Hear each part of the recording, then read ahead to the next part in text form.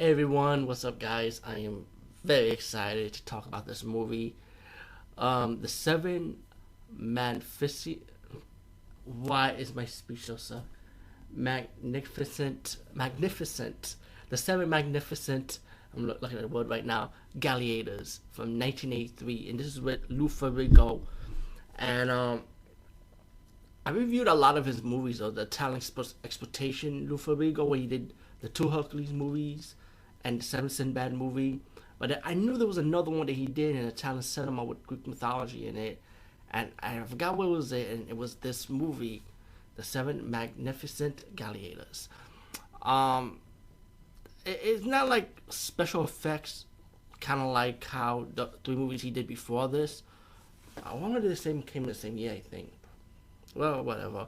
But if there's any other movies with him in this type of style, let me know. But you can also check my review of the two Lou Ferrigno Hercules and the Sinbad Lou Ferrigno on this channel page anyway.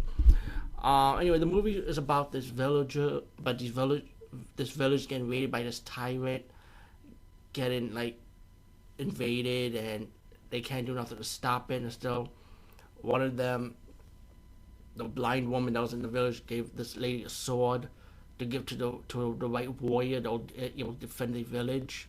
So they got the ladies going to the village. They go to Rome, and they met up with this gladiator guy who stood up to the emperor, and they gave him the sword. And they realized that he's the chosen one because the sword did not burn his hands.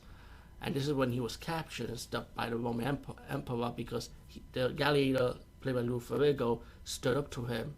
He didn't want to kill one of his own men, who was also gladiator.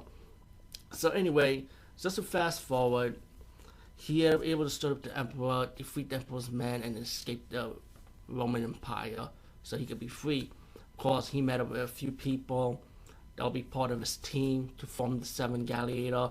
Of course, this is like their version of the Seven Samurai or the Magnificent Seven, that cowboy movie. So this is like the Gladiator version of that. Anyway, just to fast forward some more, while the heroes were able to defeat the tyrant in the first battle, they end up partying with the villagers, enjoying themselves while the tyrant comes back for revenge and kind of like sneak attack them while they were all drunk and eating and sleeping pretty much. So he took advantage of it. But this tyrant was kind of like a weak tyrant because he was kind of like nice about the situation because instead of killing the gladiators, which we should be glad because we have no heroes in this movie if he did that already, the tyrant decided, you know what, I want you out of my village, get out. You be the shameful gladiators pretty much. And he decided to get rid of them and said, get out of my village, get out of my town, I'm taking over this village.